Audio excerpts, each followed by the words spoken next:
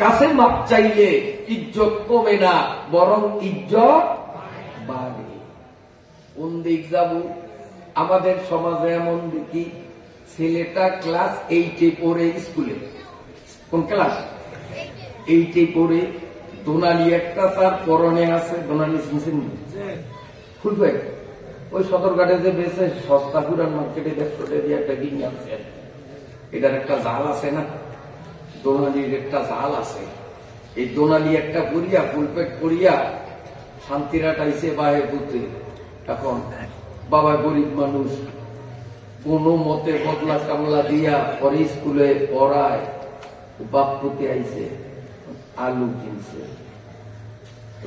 আরো নানান পদের সদাই কিনছে, ডাল কিনছে, চাউল কিনছে, সারাদিন বদলা দিয়ে যা পাইছে এই টাকা দিয়ে সদাই করছে।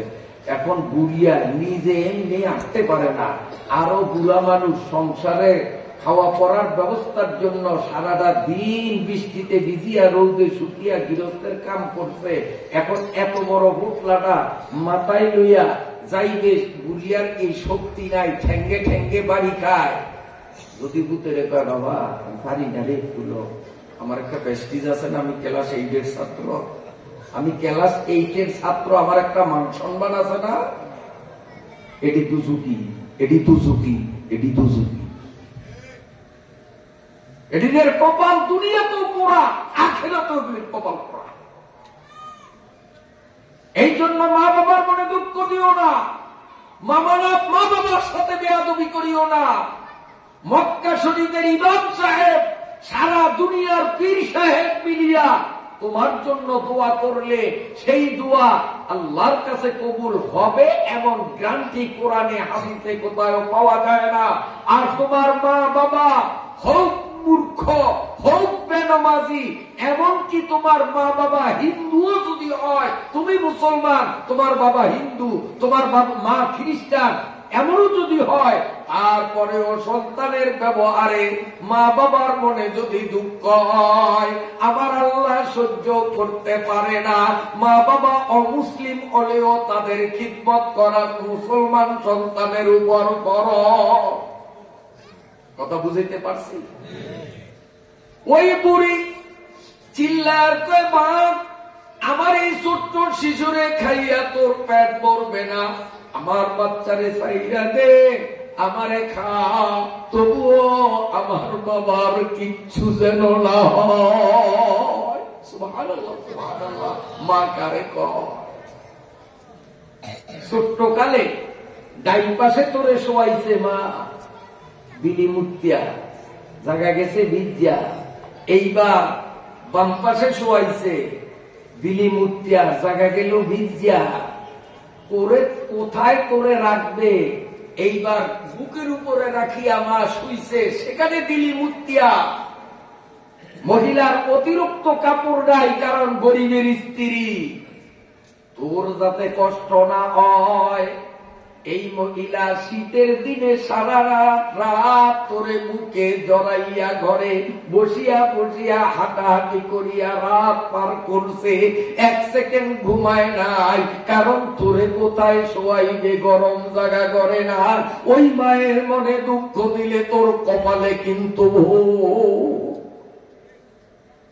এই আমাদের মায়েরা আমাদের জন্য এমন করছে, কি করে নেই সপ্তাহ। এখন মহিলা দৌড়ায়, হঠাৎ মহিলা দেখলো আসমান থেকে লিল্লা বদিনের জন্য 20 বস্তা চাউল, 20 বস্তানি মাত্র, ইনশাআল্লাহ দেখবেন কয়েক 20 বস্তায় আল্লাহ বন্দারে এনে দিব, আমার চাউল লাগবো না। কারণ আজকের বয়ান কেন জানিছে আমি জানি না, আজকের বয়ানই ইনশাআল্লাহ 20 বস্তা চাউল বোর্ডিংয়ের চাউলের লিখে বলে লাগবে, 20 বস্তা পড়াইলে খাইতে লাগে কয়দিন। এত মানুষ আমরা পুরা ময়দান কানায় কানায় করা, পুরা 20 বস্তা নি, কয় 20 বস্তা? আল্লাহ যদি বুঝ দিয়া দেয় ইনশাআল্লাহ কয়েক 20 বস্তা হয়ে যেত, আর আল্লাহ বুঝ না দিলে মধু হইব না। আল্লাহর উপরে তাওয়াক্কুল ইনশাআল্লাহ। খুব গুরুত্বপূর্ণ আলোচনা, শোনেন, ভুলিয়া গেলে মনে করিয়ে দিলেন, ভুলিয়া গেলে মনে, কারণ বয়স বেড়ে গেছে তো এখন স্মরণ শক্তি কম, ভুলিও যেতে। আচ্ছা, আপনারা বিরক্ত হননি? বেদরকারি কথা কইতেছি, এটি আমাদের সমাজের জন্য বর্তমান মুহূর্তে দরকারি না। আসেন সামনে চলি। এখন ওই মহিলা দেখে আমার দিকে চান, আমার দিকে চান, এই মহিলা দেখে আসমান থেকে এক হুজুর নামতেছে, মাথায় পাগড়ি, মুখে দাড়ি, লম্বা জামা। হুজুরে যে নামে কোন উড়া জাহাজ নাই, হেলিকপ্টার নাই, সিঁড়ি নাই, রশি নাই, এমনি বাতাসের মধ্যে আস্তে আস্তে নামতে আছে। নাম নেই, মহিলা ছায়া নিচ্ছে যে এ আবার কি এলাহি কারখানা, একটা মানুষ এইভাবে নামতে আছে, তাও হুজুর মানুষ এভাবে নামতে আছে। নাই নাই মাটিতে নাই না, দিল একটা দৌড় দিয়া যাইয়া বাঘের গেবিরাত দিল, একাতে টিপ, আর বাঘের এই পাছাড়ায় লেজের গোড়া দিয়া এনে দিলে একটা টিপ। ওর টিপের লগে বাঘের ব্যথায়, বুঝলেন না, ব্যথায় আগ করছে। এখন বাচ্চা মুখ আসে না পড়ছে, আমরা কি মনে করি বাচ্চা পড়িয়া গেছে মুখের থেকে, বাচ্চাটা মুখের থেকে পড়িয়া গেছে মতো। ওই যে এক হাত দিয়া ধরছে থুতমা, আর এক হাত দিয়া ধরছে ওর পাশা, দরিয়া খালি একটু আসার দিছে। আইজো আসার নেওয়ার নিয়ত আছিল আল্লাহ ভাগ্য ভালো, আল্লাহ মেহরবানিতে, নাহলে আসার দিয়া দেখাইতাম যে কেমনি আসারটা দিছি যেদিন। কিন্তু তোরা খুব ভালো হয়েছে, মন থেকে দোয়া করি শেষ পর্যন্ত ভালো থাকবে ইনশাআল্লাহ। আর আমার লোকের কথা দেখাই তো আমি আমু না, আজ যত নিজেরা আমি দেখি তোকে বাড়ির দাঁড়েন, আমার বাড়ি বলা ব্রত নাকি ডাকাত না, কাই লাইব বিদেশি হুজুর। বিদেশি হুজুরের সামনে যদি তোরা বেয়াদবি করস, আজকে শুরুতে যেরকম করছ, তাহলে আমাকে বলা জেলার মান সম্মান যাইব যে বলার ফলাই নিবর অসম্ভ। এই বিদেশের হুজুররা আমাকে পুরা বলা জেলার ইজ্জত নষ্ট করিয়া দিব তবু কারণে। তোরা চাস আমাকে দেশের বদনাম হোক, আগামীকাল কেউ বেয়াদবি করবি, আগামীকাল কেউ কথা কবি, এই খবরদার। আমি কিন্তু হুজুর থেকে মোবাইল দিয়া জানবো যে তোরা আমার লগে ওয়াদা দিছ, ওয়াদা ঠিক রাখছ কিনা। আমি কিন্তু কালকে মোবাইল করবো যে এসারের পরে হুজুরে উঠলে তোরা কথা কস না, এই অহংকার মতো চুপ আছ, আমি কিন্তু বলুম না, আমি মোবাইল করে খবর লুম। খবর আছে যদি বিদেশি হুজুরের লগে বেয়াদবি করিয়া আমাকে জেলার বদনাম করস তোরা, তাইলে কিন্তু আমি আবার গাড়ির তেল ঘুরিয়ে আইয়া তো পিটাবো, সোজা পিটাবো। কবি কথা কাই এখন যেরকম বালা, কাইলে ওরকম বালা থাকবি তো ইনশাআল্লাহ। আল্লাহ তো করে কবুল করুক, আমি কই না, আল্লাহ তো মা বাবারে কবুল করুক। আচ্ছা, এখন ওই হুজুরে এইভাবে ধরিয়া এমন জোরে আসার দিছে, আসারের লগে কাম হয়ে গেছে, বোঝেন না কি কাম, মরিয়া গেছে। হুজুরে এখন আবার ওরা শুরু হয়েছে, কোন সিঁড়ি নাই, দড়ি নাই, কিচ্ছু নাই। হুজুর উঠ থেকে ওরম ধরছে, এক দেড়া করছে মতন ওই মহিলা এইভাবে ধরছে হুজুরের জামার আসল করিয়া এক কুইটানে নামে এনেছে হুজুরে। নামে হুজুর কইতো নাইলেন কই যা, এই মুহূর্তে আপনি যদি না আসতেন তো বাঘে আমার বাচ্চারেও খাইতো, আমারেও খাইতো। এই বিপদ মুহূর্তে এত বড় উপকার করলেন আপনি, আপনার নাম ঠিকানা পরিচয় না দিতে কিন্তু আমি আপনি সামনে হইল বেজুকিয়া ধরছে, পরিচয় দেওয়া হয়ে গেল। উনি পরিচয় দিতে চায় না, মহিলারও ছাড়ে না। শেষ পর্যন্ত উনি পরিচয় দিলেন, শোনো আমি মানুষের সুরত করিয়াছি, আমি আসলে মানুষ না, আমি মানুষও না, জিনও না, আমি আল্লাহ তাআলার একজন ফেরেশতা। আর আল্লাহ আমাদেরকে এমন শক্তি দিছে, আমরা সুরত পাল্টাইতে পারি, যেরকম খুশি সেরকম হইতে পারি। মানুষের সুরত ধরতে পারি, গাছের সুরত ধরতে পারি, মাছের সুরত ধরতে পারি, গরুর সুরত ধরতে পারি। আল্লাহ আমাদের এমন শক্তি দিছে। আমি এখন একজন হুজুরের সুরত ধরছি, আসলে আমি হুজুর মুজুর না, আমি মানুষ না, আমি ফেরেশতা, আমি থাকি চতুর্থ আসমানে। আমি পরিচয় দেয় আমি থাকি চতুর্থ আসমানে। আমি চতুর্থ আসমানে 2 রাকাত নামাজের নিয়ত করছি, সেজদার মধ্যে পড়িয়া সুবহান রাব্বিয়াল আলা, সুবহান রাব্বিয়াল আলা, সুবহান রাব্বিয়াল আলা মনোযোগ দিয়ে খালি পড়তেছি আল্লাহকে খুশি করার জন্য। আল্লাহ আমার একটা ধমক দিয়া কয়, এই ফেরেশতা তুই এলো সুবহান রাব্বিয়াল আলা কস কল কুটিয়া, আর আমার বান্দি আল্লাহর ওয়াস্তে দান করছে, আর সদকাতু তারুদ্দুল বালারে বিশ্বাস করিয়া এখন সে বিপদগ্রস্ত হয়েছে। বাঘে যদি ওর বাচ্চারে খায় তাইলে আমার নবীর হাদিস মিথ্যা হয়, আমার কোরআন মিথ্যা হয়। তোর এখন নামাজ পড়া লাগবে না, নামাজের নিয়ত ছাড়িয়া শিগগির জমিনের নাম নামিয়া বাঘের মুখের থেকে বাচ্চা উদ্ধার করিয়া বাঘেরে মারিয়া ওই মহিলার একটা রুটি দানের উসিলায় তাড়াতাড়ি তারা বিপদমুক্ত করিয়া দিয়েছে। আমি আল্লাহর হুকুমে নামাজের নিয়ত ছাড়িয়া দিয়া আইলাম ওই তোমার একটা রুটি দানের বরকতে। বলুন সুবহানাল্লাহ, আবারও বলুন সুবহানাল্লাহ।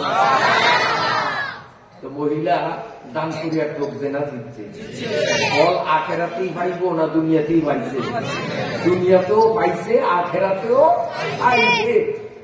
মরার পরে আখেরাতে পাইবে, দুনিয়াটা নগদ সকল পাইছে। আমরাও ঘুমাইছি, আমার কথাটা জানি। এই শোনেন, ইরাক একটা দেশের নাম জানেননি আপনারা? ওই সাদ্দামের দেশ ইরাক, সাদ্দামের দেশ। এই ইরাক দেশে একজন পিসাব ছিলেন, এই পিসাবের নাম হইল সুলাইমান। আবার ওই দাউদ নবীর ফোলা সুলাইমান নবী, এই সুলাইমান না, এটা তো অনেক আগে। আর এখন যেটা বলি এইটা হইল তার অনেক পরের। ইরাকের এক পিসাবের নাম কি? পিসাবের নাম কি? আমরা সরমাই হুজুরের একটা নাম আছে না, উজানির হুজুরের নাম আছে না? এই ইরাকের পিসাবেরও নাম কি নাম? এই পিসাব। হ্যাঁ, কিন্তু ওই নবী সুলাইমান না, এই আরেক সুলাইমান পিসাব। এই পিসাব দিনের লাইনেও যেরকম বড়, দুনিয়ার লাইনেও বড়, কোটি কোটি টাকার মালিক ছিলেন। বড় আলেম, বড় পয়সাওয়ালা। পিছনে কথা ছুঁয়েছি যে রসুলের যুগে একজন মহিলা ছিল গোটা আরব বিশ্বের মধ্যে সবচেয়ে বড় ধনী, তার পরিচয় দিন ভুলিয়া গেছেন নি আপনারা? একটু বুঝলিয়ে দিলাম, মনে করিয়া দিলাম। আমি না কইলেও আপনারা ঘরে দিয়া কয়া দিবেন ইনশাল্লাহ তার পরিচয়। ঠিক আছে তো? আসেন, এখন এই সুলাইমান হুজুর ধনী মানুষ তো, উনি প্রত্যেক বছর হজ করে, প্রত্যেক বছর হজ করে, প্রত্যেক বছর হজ করে, কারণ একটা টাকার অভাব নেই। এক বছর এলাকার কিছু মানুষ যারা জীবনে হজে যায় না, নতুন যাইব, এরা আয়া হিসাবে ধরছে, হুজুর আপনি তো আল্লাহ দিলে প্রত্যেক বছর হজে যান, এইবার আমরা হজে যাওয়ার নিয়ত করছি, আপনি আমি রইয়েন, আমরা আমনের কিসে কিসে যাবো, কারণ আমরা গ্রামের মূর্খ মানুষ, কোরআন হাদিস পড়ি নয়, হজের মাসলা মাসাইল জানি না, আপনার লগে গেলে আমাকে হজটা সঠিক ভাবে হবে। হুজুরে তোমাকে খরচে তোমরা যাইবা, আমার লগে গেলে বা অসুবিধা কি, এক দেশে মানুষ একসাথে বেশি যাবো, এটা আরো আনন্দ। হুজুরের রাজি। বাকি ওরা হজের সম্পূর্ণ প্রস্তুতি নিছে, ডেট হয়ে গেছে কবে রওনা দিবে। তো এই আমলে উড়াজাহাজ আসিল না, স্টিমার আসিল না, গাড়ি ঘোড়া আসিল না, অনেক আগের কথা। সেই সময় মানুষ এক জায়গার থেকে আরেক জায়গায় যাইতো ওই আপনার উডের ভিডিও চড়িয়া, ঘোড়ার ভিডিও চড়িয়া, গাদার ভিডিও চড়িয়া, গরুর ভিডিও চড়িয়া, গাড়ি টাড়ি আসিল না। এইভাবে মানুষ যাতায়াত করতে, এখন না গাড়ির যুগ, হেলিকপ্টারের যুগ, কষ্ট হয়নি আপনার। তো এখন সুলাইমান হুজুরে সবাইকে নিয়া উট ঘোড়া যে যা পারছে লইয়া হজের উদ্দেশ্যে রওনা দিচ্ছে। সারাদিন পথ চলতে চলতে চলতে চলতে এক জায়গায় গেছে। এখন মাগরিবের রক্ত, হুজুরে কয় তোমরা নামো, পরামর্শ আছে, সবাই নামছে। কি পরামর্শ? এখন আমাদের এই পথ দিয়া যাইতে হবে, এই পথটা হইল পাহাড়ের গিরিপথ, এই পাশে পাহাড়, এই পাশে পাহাড়, মাঝখান দিয়া সিউন একটা পথ। আর এই পথটার মধ্যে রাত্রিবেলায় প্রায় ডাকাতি হয়। কাজী এই অন্ধকার রাত্রিতে এই পথ ধরিয়া যাওয়া আমাদের জন্য উচিত হবে না, ডাকাইতের সমস্যা হইতে পারে। অতএব ধারে কাছে মসজিদ আছে কিনা খোঁজো, আমরা একটা মসজিদে অবস্থান নেই, রাত্র এখানে পার করবো, সকালবেলা আবার নিরাপদে আমরা সফর করবো। সাথীরা থাকবে, হুজুর আমরা একলা আইলে তো এটা জানতাম না, এই জন্যই তো আপনার লোক আইসি, ভালোই নিয়েছে, আমরা রাত্রে থাকবো। মাগরিবের নামাজ একটা মসজিদ খুঁজিয়া বাহির করিয়া পড়ছেন। মাগরিব পড়ার পরে হুজুরে বলেন যে রাত্রের খাবারের প্রয়োজন, তোমরা রান্না বান্না করো, আর আমার কিছু তসবিহ তালিম জিকির আজকার আছে, আমি বিশ্বাস মানুষ, আমার ওজিফা আছে, আমি একটু একলা রাস্তা দিয়ে আদি আর আমার ওজিফা গুলি আদায় করি, তোমরা রান্না বান্না করো। সাথীরা সব রান্না বান্না করতে আছে, আর পিসা হুজুরে একলা একলা আটতে আছে রাস্তা দিয়ে। কদ্দুর যাওয়ার পরে পিসা হুজুর দেখে সামনের থেকে একটা মহিলা আসতেছে, তাও এমন কায়দায় যে এই মহিলা এই যে 2.5 মণ চাউল ধরে বস্তা আছে না, সালার বস্তা, এইরকম একটা বস্তারে এইভাবে দিয়া বস্তার মধ্যে মহিলা 2.5 মণ বস্তার মধ্যে ঢুকছে, খালি এই সব ডুগা বরাবর ফুডা করছে যাতে পথ দেখে। এখন হুজুরে কয় অন্ধকার রাত, একটা মেয়ে মানুষ বস্তা দিয়া নিজের চেহারা শরীর ঢাকিয়া একা একা পথ দিয়া যায়, নিশ্চয়ই কোন রহস্য আছে, নিশ্চয়ই মহিলা দুশ্চরিত্র, ও হয়তো কোথাও কোনো পর পুরুষের সাথে পরকিয়া করে কেউ যাতে ওরে চিনতে না পারে, এটা হুজুরের মনে সন্দেহ যে কোন পুরুষের লগে হয়তো গোপনে সম্পর্ক আছে, পাহাড়ে যায় খারাপ কাম করার জন্য, আমি ওরে স্যাক দিব, আতে নাতে ওরে ধরব। হুজুরের প্রবল সন্দেহ মহিলার উপরে। হুজুরে আসতে বলেন যে আমি একটা গাছের আড়ালে পড়াইলাম যাতে মহিলা আমাদের না দেখে, আমি ওর বীজ ধরলাম। মহিলা যায়, আমি দূরত্ব বজায় রাখিয়া ওরে যে পাহারা দেই ও যেন বুঝতে না পারে, দূরত্ব বজায় রাখিয়া আমি আস্তে আস্তে আগাই। সুলাইমান হুজুর বলেন কিছুক্ষণ পরে দেখলাম একটু দূরে পাহাড়ের পাশে একটা গভীর গর্তের মতো দেখা যায়, মহিলাটা গর্তের মধ্যে নামতেছে। আমার সন্দেহ আরো শক্ত হয়েছে, হয়তো তার যে পুরুষের সাথে অবৈধ সম্পর্ক, পুরুষটা হয়তো আগের ভাগে এই গর্তের মধ্যে পলাইছে, এখন ও যাইবে তাদের বাকি কাম সারবে, অথবা ও আগে যাইয়া অপেক্ষা করবে পুরুষটা আসবে। আমার সন্দেহ পুরা হইল, গর্তের মধ্যে কেন ঢুকলো। এই জন্য হযরত সুলাইমান হুজুর বলেন আমি একটু দূরে একটা গাছের আড়ালে কিছুক্ষণ সময় কাটাইলাম, ওই বাহির থেকে কাউকে আসতে দেখি না, তখন আমার মনে বিশ্বাস পুরুষ মানুষটা হয়তো আগে আসিয়া রয়েছে, নইলে তো এখন আসতে দেখতাম। এখন তাদের প্র্যাকটিক্যালে কাজ চলতেছে, আমি হাতে নাতে ধরবো। এই জন্য পেশা হুজুর বলেন আমি আস্তে আস্তে ওরা যেন টের না পায় আগাইলাম। আগাইয়া গর্তের কিনারে দিয়া যখন উঁকি মারলাম, আবার 2 চোখের পানি ধরে রাখতে পারলাম না, গড় গড় করে আবারও জানতে 2 চোখ থেকে পানি গড়িয়ে পড়ল। আমি দৃশ্যটা সহ্য করতে পারি না। আমি দেখলাম এই মহিলা বুকের ভিতর থেকে একটা ছুরি বাহির করলো, গর্তের মধ্যে একটা মরা ছাগল, কারা জানি মরা গাধা, কারা জানি দিনের বেলায় পালাইয়া গেছে। এই মহিলা ওই ছুরি দিয়া গাধার থেকে কিছু অংশ আনুমানিক 4-5 কেজি হবে গোশত কাটিয়া একটা প্যাকেট বানাইয়া মহিলা 2 চোখের পানি ছাড়িয়া কান্দে আর বলে মাবুদ গো, আজকে দীর্ঘ অনেক দিন পর্যন্ত আমি আর আমার সন্তান গুলো উপবাস কাটাইতেছি, কেউ আবার খবর রাখে না। আল্লাহ, এই গুহার মধ্যে তুমি আমাদের জন্য উত্তম হালাল রিজিক ব্যবস্থা করেছ, এই জন্য মাবুদ তোমার দরবারে শুকরিয়া আদায় করলাম। 5 কেজি গোশত, তাও গাদার। গাদা হলো হারাম প্রাণী, কুত্তা যেমন হারাম, কুত্তার গোশত খাওয়া যায়নি, গাদার গোশত খাওয়া যায় না। গাদা জেতা থাকলেও জবাই করলেও হালাল হয় না, গাদা হারাম প্রাণী। আবার মুর্দা, কিন্তু মহিলায় কয় মাবুদ আমার জন্য হালাল রিজিক, উত্তম রিজিক তুমি এখানে ব্যবস্থা করছো। মালিক গো, আজকে দীর্ঘদিন পরে আমরা হালাল রিজিক খাইয়া আমাদের পেটটারে শান্ত করব। মাবুদ, তোমার শুকরিয়া, আলহামদুলিল্লাহ।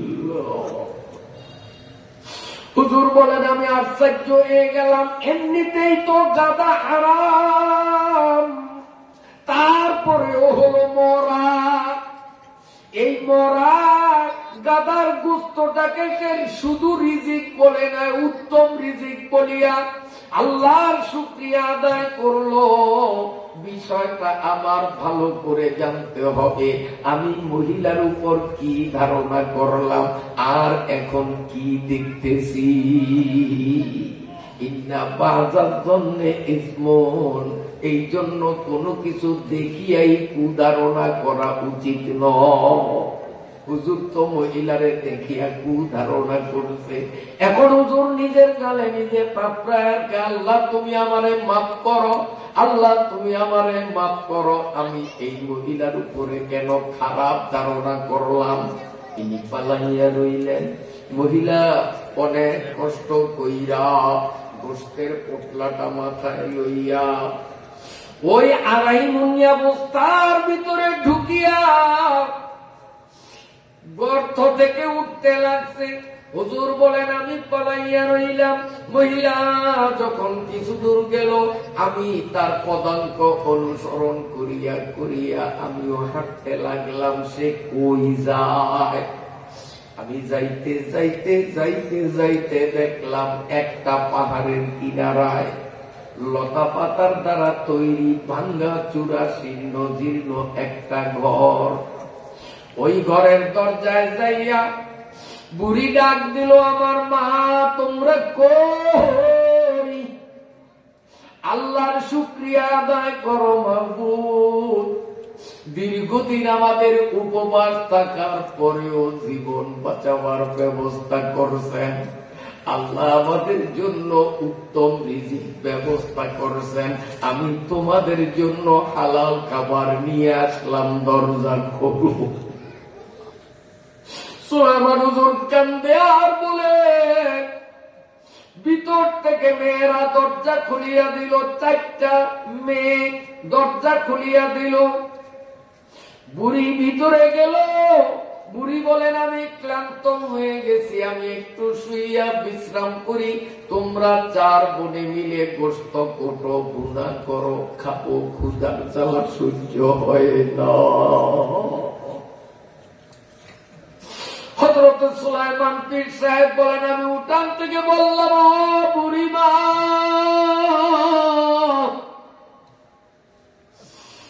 কি বলছো? তুমি কি শরীয়ত সম্বন্ধে কিচ্ছু জানো না? ইসলামী শরীয়তের মধ্যে গাদা হলো হারাম প্রাণী, আবার সেটা মুর্দা, ডবল হারাম। তুমি এই মরা গাদার গোস্তরে উত্তম রিজিক কেন বলছো? এটা যে হারাম, এটা হালাল নয়, তুমি কি জানো না? দরজার ওপার থেকে ভিতর থেকে বুড়ি বলে, কে পথিক তুই? তোরে চিনি না। আমরা শরীয়তের মাসলা ভালো করিয়েই জানি। এই মুহূর্তে আমাদের জন্য মরা গাদা কেন, মরা শুয়োরের বস্তু আমাদের জন্য হালাল। কারণ আমরা প্রায় 1 সপ্তাহের উপবাস। এই অবস্থায় যদি মরা গাধাও আমাদের খাইতে হয়, জীবন বাঁচাবার তাগিদে মরা গাধাও আমাদের জন্য হালাল। হযরত সুলাইমান হুজুর বলেন, ও বুড়িমা, তোমার মেয়েদেরকে বলো তারা যেন গোস্ত না কোটে, গোস্তের ধারে কাছেও যেন না যায়। একটু সময় অপেক্ষা করো, নিকটে একটা বাজার আছে, আমি ওই বাজারে যাই, দ্রুত ফিরত আসবো। আমি না আসা পর্যন্ত তোমার মেয়েরা যেন গোস্ত কোটাকুটি না করে একটু অপেক্ষা করতে বলো। হযরত সুলাইমান পীর সাহেব হুজুর বলেন, আমি দিলাম দৌড়। বাজারে যাইয়া পর্যাপ্ত পরিমাণে আটা কিনলাম, লবণ কিনলাম, তেল কিনলাম, ময় মশলা কিনলাম। আমি সেখানে গরুর হালাল গোস্ত পাইয়া তাও কিনলাম। আমি সদায়ের বস্তা মাথায় নিয়া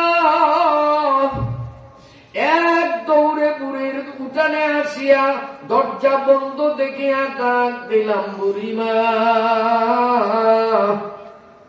আমি আসছি, দরজাটা একটু দয়া করে খোলেন।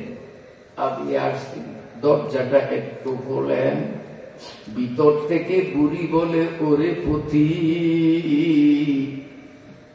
এই ঘরে কোনো পুরুষ নাই, আমার 4টা মেয়ে আর আমি বুড়ি, 5 জন মহিলা বসবাস করি। এই অন্ধকার রাত্রে একটা ভিন পুরুষ আমাদের ঘরে ঢুকতে পারবে না, আমরা দরজা খুলব না। তার কারণ মদিনার পয়গম্বর বলে গেছেন, নারী আর ভিন পুরুষ যখন একাত্রিত হয় তখন শুধু তারা 2 জনই না, মাঝখানে শয়তান আসিয়া জায়গা নেয়। অতএব পথিক দরজা খোলা যাবে না, তোমার মতো তুমি চলিয়া যাও, তোমার মতো তুমি চলিয়া যাও, দরজা খুলব না। হযরত সুলাইমান বলেন, আমি তখন ডাক দিয়া বললাম, এ বুড়িমা, আমারে তোমরা চিনো না, আমি আমার পরিচয় দেই। সুলাইমান নামে এক পীর সাহেব আছে এই দেশে, তোমরা কি জানো? বুড়ি বলছে, সুলাইমান হুজুর আমাদের দেশের সবচেয়ে বড় পীর, সবচেয়ে বুজুর্গ, নামে চিনি, ওনারে জীবনে দেখি নাই, আর ইসলামী শরীয়তের বিধান মতো ওনারে আমাদের দেখাও হালাল হবে না। ঠিক আছে নি? কিন্তু উনি যে বড় হুজুর, নামে চিনি। সুলাইমান হুজুর বলেন, আমি সেই সুলাইমান পীর সাহেব। ও বুড়িমা, একটু দরজা খোলো, আমি তোমাদের জন্য আটা, তেল, লবণ, গোস্ত অনেক কিছু নিয়ে আসছি, দয়া করিয়া দরজাটা খোলো। ভিতর থেকে বুড়ি বলে, ও পীর সাহেব, আমি দরজার সিটকানি খুলিয়া দিব, সাথে সাথে আপনি ঘরে ঢুকবেন না। আমি দরজার সিটকানি খুলিয়া ঘরের ভিতরে যাইব, তারপরে আপনি ঘরে ঢুকবেন, নইলে আপনি ভিন পুরুষ, আমি ভিন নারী, পর্দা আমাদের নষ্ট হয়ে যাবে। আবার একটু ঘরে যাওয়ার সময় দিতে হবে, দেরিতে ঢুকতে। আল্লাহর ওলি তিনি বলেন, আমি দাঁড়িয়ে রইলাম, বুড়ি দরজাটা খুলল, আমি অপেক্ষা করলাম। এখন মনে মনে স্থির করলাম, বুড়ি হয়তো ঘরে চলিয়া গেছে। আমি আস্তে ধাক্কা দিয়া দুয়ারটা করলাম, কইলা দেখলাম আদিনাগর আর বড় ঘরের মাঝখানে পর্দা ঝুলানো।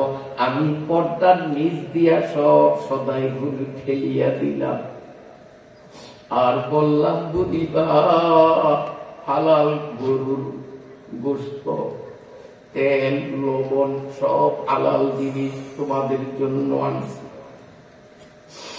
তোমরা ওই মরা গাদার গোস্তের দিকে তাকাইও না, ওগুলো বাগানে ফালাইয়া দাও। রুটি তৈয়ার করো, গোস্ত বুনা করো। তোমরা রুটি আর গোস্ত বুনা করিয়া খাইয়া পরিতৃপ্ত হইয়া আল্লাহর শুকরিয়া আদায় না করা পর্যন্ত আমি তোমাদের উঠান থেকে যাব না। তোমাদের মুখে হাসি না ফুটাইতে আমি তোমাদের উঠান থেকে সরব না। হযরত সুলাইমান এই কথাটা বলার পর সাথে সাথে বুড়ি বললেন, আপনি জবরদস্ত বড় বুজুর্গ, আপনি নেককার, দিনদার, আমলদার, আমরা গরিব মানুষ, আমাদের ভাঙ্গা ঘর। হুজুর আতিনাগরে গরিবানা শুরুতে আপনার জন্য বিছনা করিয়া দেই, আপনি উঠানে কুয়াশার মধ্যে কেন কষ্ট করবেন দাঁড়িয়ে? আপনি ঘরে থাকেন, মাঝখানে দরজায় তো পর্দা আছেই, আপনি হাতিনগরে থাকেন, আমরা রান্নাঘরে রান্না করি। পীর সাহেব বললেন, না না, তার কারণ আমি লক্ষ্য করেছি তোমাদের শুধু হাতিনগরের সামনেই দরজা আছে, মেইন গড়ার হাতিনগরের মাঝখানে কোনো দরজা নাই, শুধু কাপড়ের পর্দা। তোমরা ভিন মহিলা, আমি পীর সাহেব হইল, আমি রক্তে মাংসে গড়া মানুষ, ভিন পুরুষ। আমি যদি এখানে থাকি, তোমরা ওখানে থাকো, মাঝখানে শুধু একটা কাপড়ের পর্দা। শয়তান সুযোগ নিয়ে তোমাদের মাঝে আমাদের মাঝে অঘটন ঘটাইয়া দেওয়ার সুযোগ নিতে পারে। অতএব আমি ঘরে ঢুকবো না, আমি উঠানেই দাঁড়াইয়া থাকবো, তোমাদের মুখে হাসি ফুটলে আমি যাব।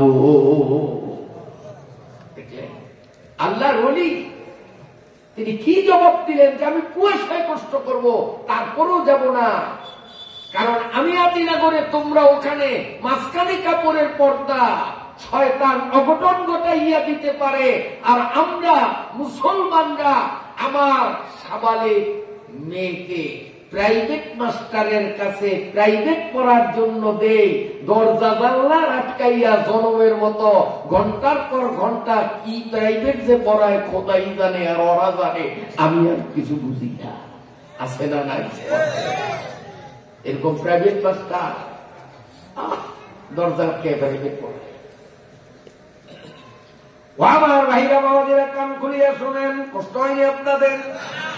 আল্লাহর ওলি সুলাইমান পীর সাহেব উঠানে দাঁড়ানো, মেয়েরা রান্নার কাজে ব্যস্ত, পুরি শোয়া। এদিকে রান্না বান্না কমপ্লিট হয়ে গেল, মেয়েরা খাইয়া পরিতৃপ্ত হইল, হইয়া আল্লাহর কাছে মুনাজাত ধরল, মাবুদ গো, প্রায় এক সপ্তাহ আমরা ক্ষুধার্ত অনাহারি, জীবন আমাদের অষ্টাগত, মরব প্রায়। এই অবস্থায় সুলাইমান হুজুর আমাদের জন্য কত উত্তম পন্থার খাবারের ব্যবস্থা করেছেন।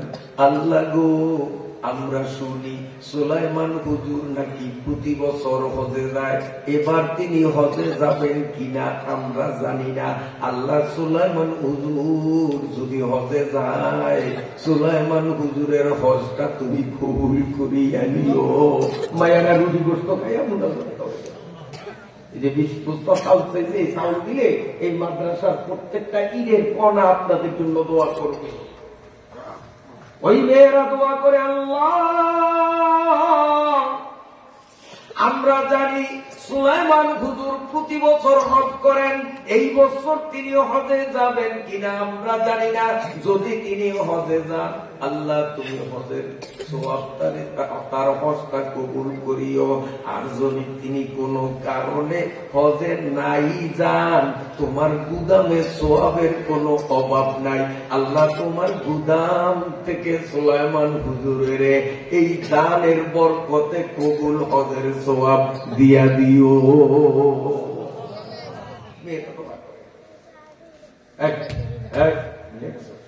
হযরত সুলাইমান পীর সাহেব হুজুর চোখে পানি মুছতে মুছতে মুছতে মুছতে তিনি সাথীদের কাছে আসলেন।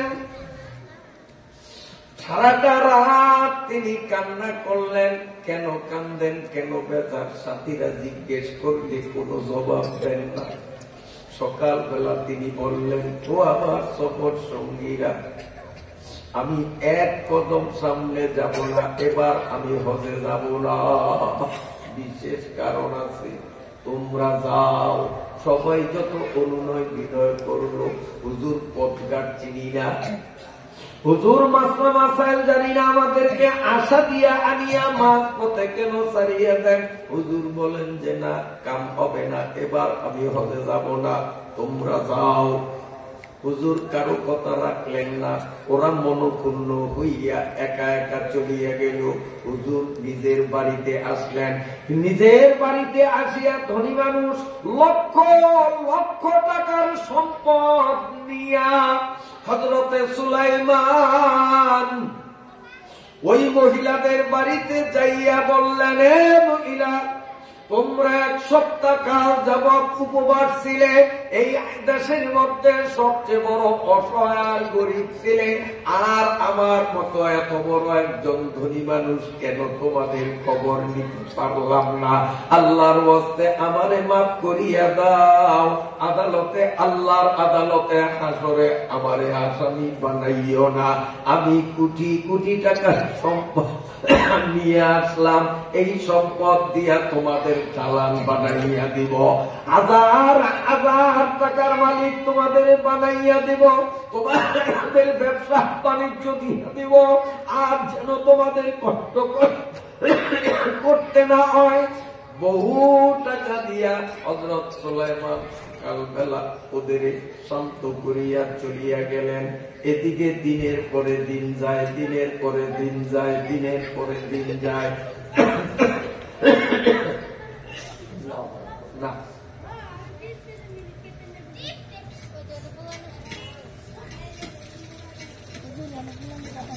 কষ্ট হয় আপনাদের। এই মহিলারা এতদিন ছিল বিশাল গরিব, এবার বিশাল ধনী। কাকুগ্র, এই কাকুগ্র ওই আল্লাহ হোসেন দান করিয়া তারপরে কয় মাফ চাই, আমার বিরুদ্ধে আল্লাহর আদালতে মামলা দিও না করে আমি কেন তোমাদের খবর নিতে পারলাম না?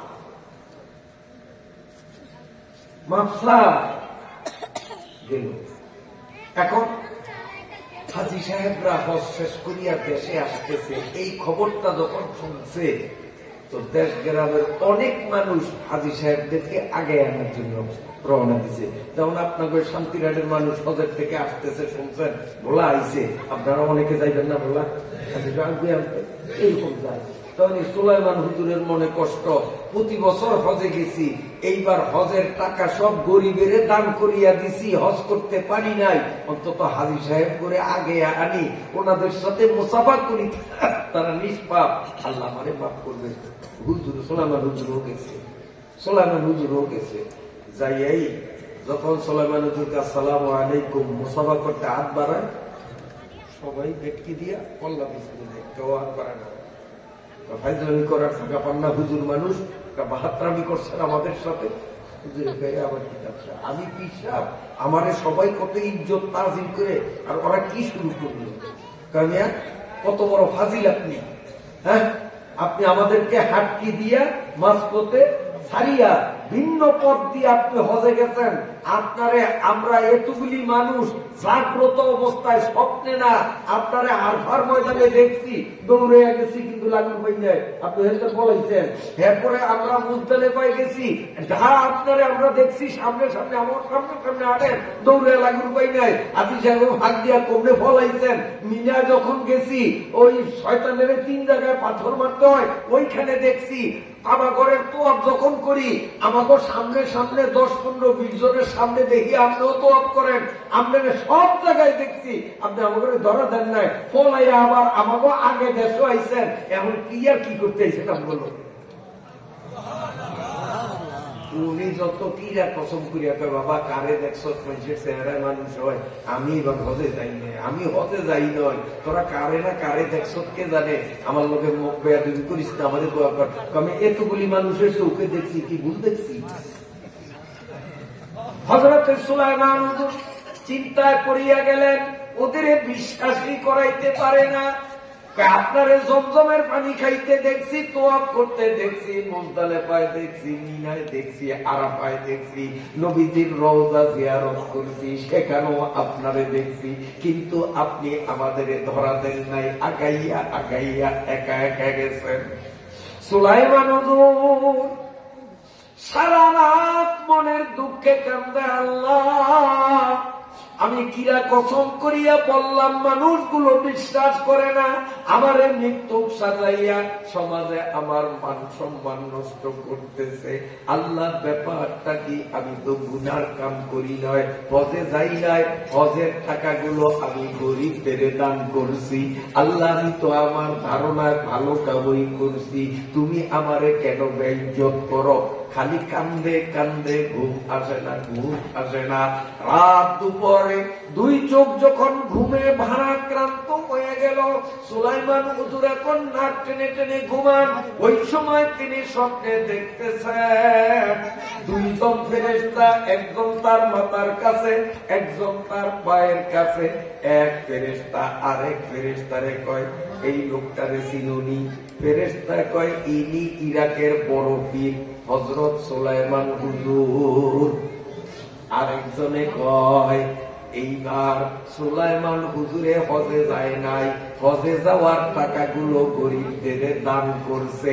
আল্লাহ পাকের কাছে তার দান এত বড় পছন্দ হইছে, আল্লাহ সুলাইমান হুজুরের আকৃতিতে হুবহু সুলাইমান হুজুরের মতো একজন ফেরেশতা বানাইছে। দুইজনরে পাশাপাশি দাঁড় করাইলে কোনটা মানুষ কোনটা ফেরেশতা চিনার উপায় নাই। সুলাইমান হুজুরের চেহারা, সুলাইমান হুজুরের শরীর যেমন হুবহু এই আকৃতির একজন ফেরেশতা আল্লাহ বানাইছে। এই ফেরেশতা আরফা, মুজদালিফা, মিনা, হজের সব কাজগুলো আল্লাহ ওই ফেরেশতারে দিয়া করাইয়া আল্লাহ বলেন, প্রতি বছর ওই সুলাইমান হুজুরে মক্কার ঘরে তওয়াফ করে। আমি আল্লাহর কাছে ভালো লাগে, এইবার সুলাইমানকে না দেখলেও আমি নকল সুলাইমান বানাইয়া হজ করব, আর আসল সুলাইমানের উপর আমি খুশি হইয়া যাব। আল্লাহ স্বপ্নের মাধ্যমে সুলাইমান হুজুরকে জানাইয়া দিলেন যে এই দানের বরকতে আল্লাহ রাব্বুল আলামিন সুলাইমান হজে না গেলেও হজের পরিপূর্ণ সওয়াব পেয়ে গেছে। তাই আমার আল্লাহ পবিত্র কোরআনুল কারীমের সূরাত আল বাকারার 261 নম্বর আয়াতে বলেন, মাতালুল লাযীনা ইউনফিকুনা আমওয়ালাহুম في سبيل الله كمثل حبة أنبتت 7 سنابل في كل سنبلة 100 حبة والله يضاعف لمن يشاء والله واسع عليم। কষ্ট হয় আপনাদের? আসলে কষ্ট হয়, জোয়ানগো কষ্ট হয়। কেমন বাবা? কারণ ওই যে উঠে গেছে জুয়ান, বইয়া রয়েছে অনেক বুড়িয়ারা, তাইলে দেখা যায় জোয়ানগো খুব কষ্ট হয়। তাইলে কোনো সে বন্ধ করি, আলোচনা বাদ দিই। মাত্র একটু আয়াতের কিছু আলোচনা আপনাদের করছি। কষ্ট হয়। এই যে ওগুলো দুইজন দেখলাম, একজন, দুইজন, তিনজন, 4 জন, 5 জন, 6 জন, 7 জন। আমার বয়ান থেকে এইভাবে একসাথে 7 জন মানুষ ওঠার ইতিহাস আমার এই পুরা জীবনের মধ্যে আজকে প্রথম। আমি আমার জীবনে একসাথে এত লোক করতে দিলে দেখছি ওদের 1 জন বা 2 জন আবার ওই পেশাব পায়খানা সারিয়া আবার আইয়া বইয়া লাগানোর মধ্যে এরকম দল বান্ধিয়া আমার ইতিহাসে লোক ওঠা আজকে প্রথম। আপনার একটা ইতিহাস দেখে, আমি তো বিদেশি বক্তা না, আমি তো আপনাদের ঘোরার বক্তাই। আশেপাশে কত বয়ান করছি, এই মাদ্রাসার মাহফিল ওই মাঠে হইছে, স্কুলের মাঠে, ওই তাও তো কারণে উঠতে দেখি নাই। কিন্তু আজকে 7 জন একরকম দিয়া আমাকে সিগন্যাল দিলেন যে হুজুর ওয়াজ বন্ধ করলেই ভালো। আপনারা কি করেন? আর উঠবেন কে কে? চাই নিয়ত আছে কাছে? হ্যাঁ, উঠবেন, জমিয়া বসবেন তো ইনশাল্লাহ। আমি যে গরিব দিকে চাইছি খেয়াল করছেন, ইনশাআল্লাহ আপনাদের কষ্ট দেব না, বেশি রেট নেব না। কারণ আগামী চাইলেও তো আবার আপনাদের আশা লাগবে, সেইটাও আমার জানা আছে। এই জন্য গরিব দিকে তাকাইছি, আমি কথাকে বুঝাইয়া আনতেছি। তাহলে আমরা কি বুঝলাম? কোরআনের আয়াত আর নবীজির হাদিস আর বাস্তব সংগঠিত ঘটনা তিনটাকে মিলাইয়া আমরা এই জিনিসটাই প্রমাণ পাইলাম যে দান এমন একটা জিনিস যার সুফল দুনিয়াতেও পাওয়া যায়, আখিরাতেও পাওয়া যায়। বুঝাইতে পারছি নি? আপনাদের বুঝাইতে পারছি? এবার আসেন পরের আয়াতে ঢুকি। আল্লাহ পাক কি বলেন তারপরের আয়াতে? আল্লাহ পাক বলেন, الذين ينفقون أموالهم في سبيل الله, ওই সমস্ত মানুষ যারা আল্লাহর ওয়াস্তে দান করে, সুম্মা লা ইউতবিউনা মা আনফাকু মান্নান ওয়ালা আযা, দান করার পরে তারা খোটা দেয় না, কষ্ট দেয় না। ব্যাখ্যা করে তুমি এখন শব্দের অর্থ। ওই সমস্ত মানুষ যাহারা আল্লাহর রাস্তায় দান করে, দান করার পরে খোটাও দেয় না, কষ্ট দেয় না। লাহুম আজরুহুম ইনদা রাব্বিহিম, এই মানুষগুলোর জন্য আল্লাহ পাকের কাছে রয়েছে পুরস্কার। এই কিছু পুরস্কার দুনিয়াতে দিবে, কিছু পুরস্কার আখিরাতে জান্নাতের মধ্যে দিবে। ঠিক আছে? ওয়ালা খাউফুন আলাইহিম ওয়ালা হুম ইয়াহজানুন, ওয়ালা খাউফুন আলাইহিম, এই দানশীল মানুষগুলো যেদিন মৌতা বিছানায় পড়বে, এখন 2-1 সেকেন্ড পরেই তার মরণ হবে। আল্লাহ বলেন লা খাউফুন আলাইহিম, তাদের কোনো ভয় থাকবে না যে কবরে মিজানে পৌঁছাতে কি হয় না হয়, এরকম কোন ভয় তাদের অন্তরে থাকবে না। আল্লাহ তাআলা নিজে সান্ত্বনা দিবেন, তুমি যখন আমার কষ্টে দান করছো, দানের পরে খোটাও দাও নাই, কষ্টও দাও নাই, অতএব আমি আল্লাহ তোমার পক্ষে আছি, আমি নিজ দায়িত্বে তোমাকে জান্নাতে বসিয়ে দেব। ওয়ালা হুম ইয়াহজানুন, আর তাদের টেনশন থাকবে না, দুশ্চিন্তা থাকবে না। মানে যারা আল্লাহর রাস্তায় দান করছে, দান করার পরে খোটা দেয় নাই, কষ্ট দেয় নাই, এদের জন্য আরেকটা সুসংবাদ, ওয়ালা হুম ইয়াহজানুন, এরা যে জি জামাই, ছেলে মেয়ে, স্ত্রী, জায়গা জমি, সহায় সম্পদ, সমাজ সব থেকে আলাদা হইয়া নতুন জগৎ, কবরের জগতে যায়, তাদের মনে কোনো দুঃখ থাকবে না। বরং দুনিয়ার আত্মীয় স্বজনরা ওরে যা সম্মান শ্রদ্ধা করত, আল্লাহ বলেন কবরের মধ্যে ওরে চিরকালের জন্য আমি সম্মান করার জন্য এমন এমন ফেরেশতা নিয়োগ দিব, দুনিয়ায় তার সন্তানরাও তার এত আদর করে নাই, দুনিয়ায় তার জি জামাইয়ের কাছে এত আদর পায় নাই, যে আদর আমার ফেরেশতা ওদেরকে দেখাইবে। ওয়ালা হুম ইয়াহজানুন, অতএব কবরের জগৎ থেকে নিয়ে জান্নাতে যাওয়া পর্যন্ত তাদের কোনো টেনশন নাই। কার? যারা দান করার পরে 2টা কাম করে নয়। একটা কি? খোটা। মানলুম মানে খোটা। খোটা বোঝেননি?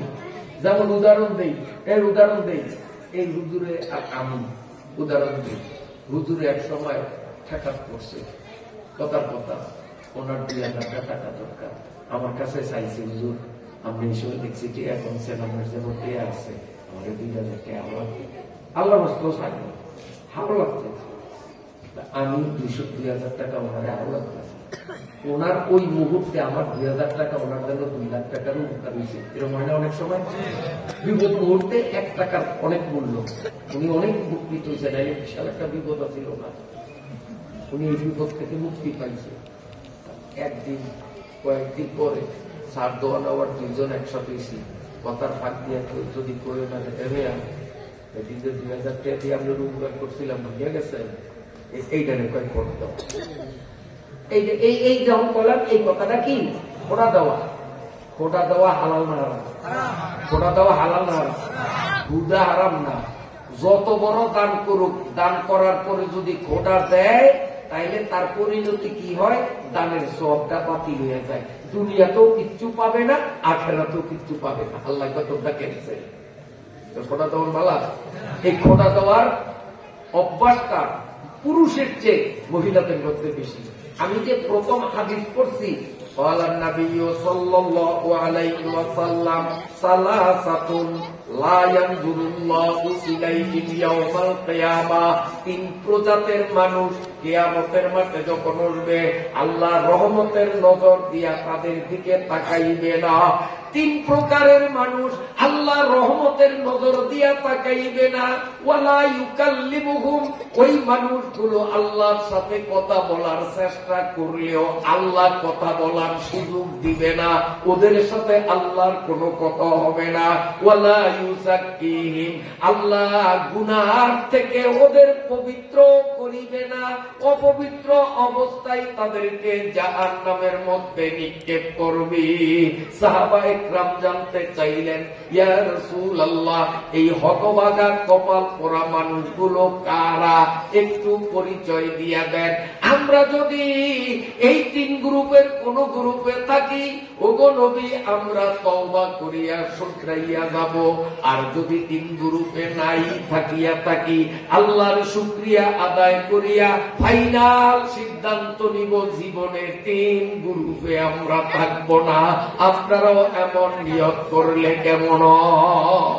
যদি 3 গ্রুপের কোন এক গ্রুপে আল্লাহ না করুক আমি বা আপনি পড়িয়াই যাই, কিয়ামতের ময়দানে আল্লাহর রহমতের দৃষ্টি পাব না, আল্লাহ আমাদের সাথে কথা বলবে না, আল্লাহ আমাদেরকে মাফ করবে না, জাহান্নামটাই হবে ঠিকানা।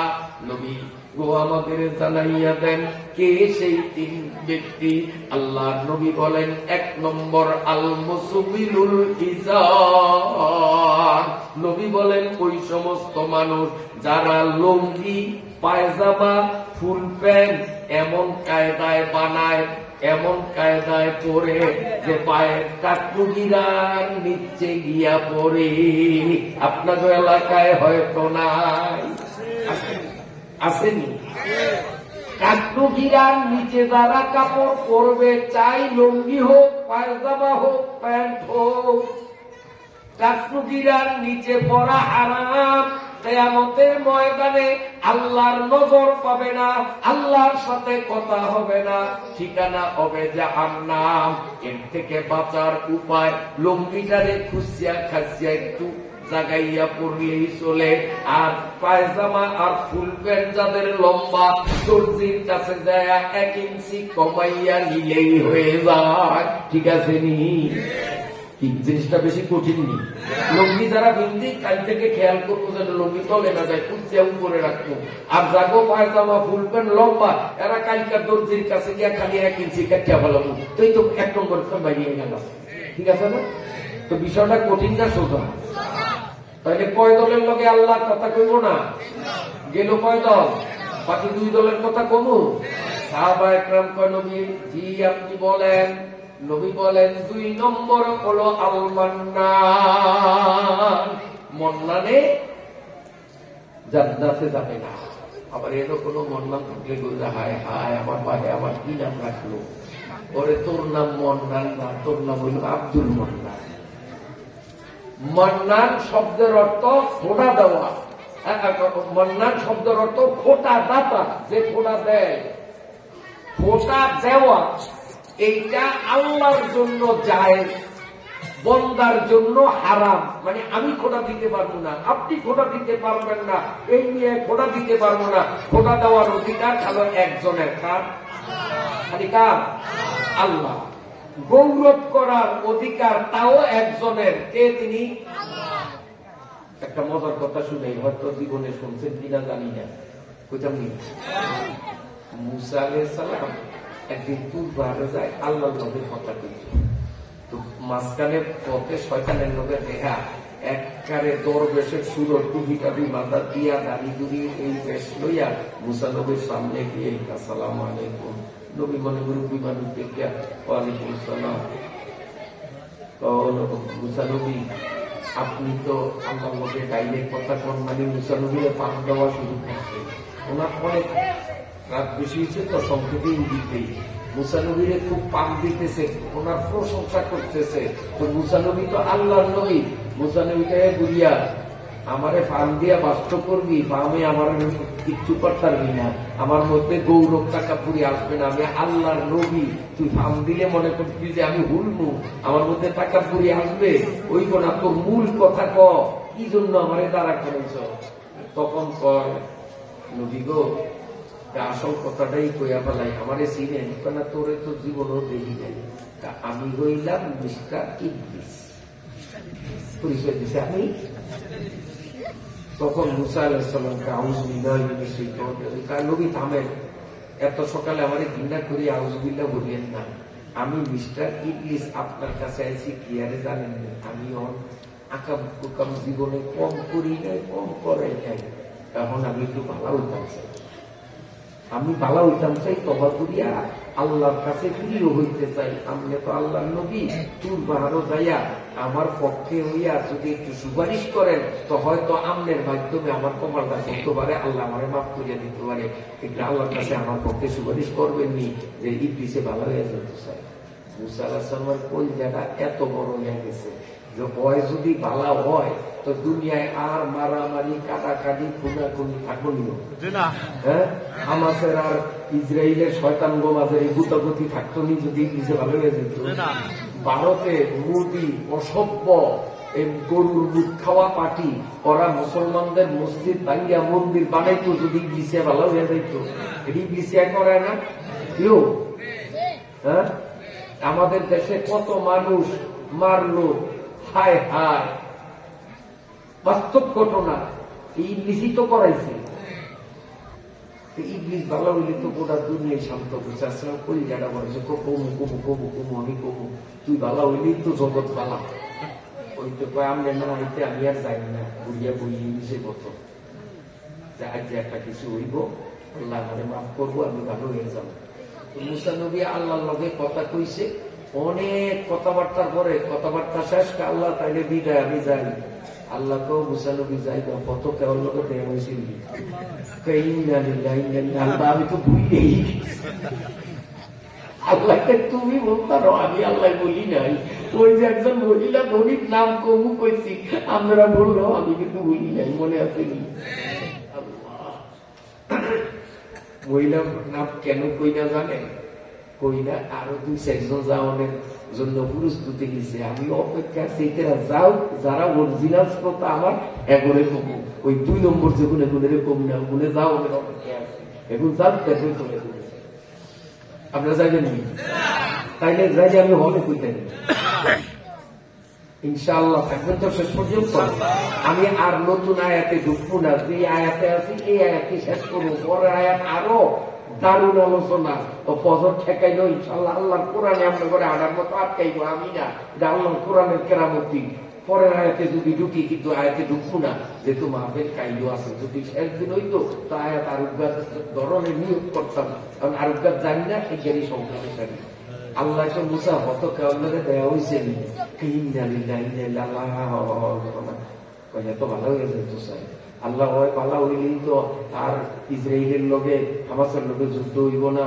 মুখ দিয়ে মুসলমান করে গরুর গোস্ত খাওয়ানোর ভুয়া দোষ দিয়া ফিরিয়ে ফিরিয়ে যেতা মানুষ কিনে মারতো না। তারপরে গদি ঠিক রাখার জন্য আমাকে বাংলাদেশও এইরকম পুলিশের খেপাইয়া পুলিশের দিয়া খালি খালি নিরপরাধ মানুষের গুলি করতো না, সব তো চোরার কারণে। আল্লাহ হয় ভালো হইতো চায়। আপনি যদি ওরে মাফ করেন, ওরে যদি কবুল করেন, ওই ভালো হইলে দুনিয়া দিয়ে ভালো হয়ে যেত। আল্লাহ কবুসা যদি তুমি এনে যায় কইও, ওই যদি একটা কাম করে একটা শর্ত পালন করে তা আমি ওরে মাফ করিয়া দিব। ওরে আগে যেমন ফেরেশতাকে লিডারে রাখছিলাম, আবার ওই সেই পথ ফিরিয়ে দিব, মুআল্লিমুল মালায়েকা বানিয়ে দিব। একটা কাম করলে মুসা নবীকে আল্লাহ তাহলে এত সোজা, তাইলে তুই প্লিজ ভালো হয়ে যাবে। একটা কাম সারা আল্লাহ তাড়াতাড়ি কোন আমাদের আল্লাহ কইবা যে আল্লাহ কইছে তুমি তো আদমের সিজদা না করিয়া শয়তান নিছো। আদম তখন নাই, এটার কবরটা আছে, কবরটার একটু জিয়ারত করিও। আর জিয়ারত করার সময় কইও, ও আদম নবী আমি আসলে সিজদা না দিয়া ভুল করছি, শয়তান হইয়া গেছি, বড় অপরাধ হইছে, আপনি আমাদের মাফ করিয়া দিয়ে আর এরকম জীবনী করুন না। খালি কবরটার কাছে যদি এই কথাটা কয় তা আমি ওরে মাফ করিয়া দিয়া আগের মতো ফেরেশতা করে নেতা বানিয়ে দিই। মুসা আলাইহিস সালামের কলিজাটা এত বড় হয়েছে যে কোনো কঠিন শর্ত দেন, আল্লাহ সোজা শর্ত দিতে ইবলিসের দ্বারে আইছে। যেমন মুসা নবী আসতে আসতে আইয়ে মুসা নবীর আসন দেখে ইবলিসও আসে যে ও মুসা নবীর মাধ্যমে আমার কপাল করবো, আমি ভালো হইতারুম, আল্লাহ ফিরি হইতারুম, মাপ পাবো, এদের মনো আশা। আর মুসা নবী তো 100%, এইটা তো কঠিন কাম না, কঠিন কাম না। মুসা নবী আইছে আবার পর দিয়া হুজুর কি কব কারে তোর সান কবা, আল্লাহ তোরে আগের মর্যাদায় লইয়া দিব, খালি একটা কাম করলে না 1000টা শর্ত দিল আমি মানতে আছি বা রাজি আছি, আল্লাহ মাফ করবো নি। কারে খালি একটা কাম করলেই সেকেন্ডের মধ্যে তুই আগের মতো সেই ফেরেশতাকে উস্তাদ হয়ে যাবে। কামটা কি কর?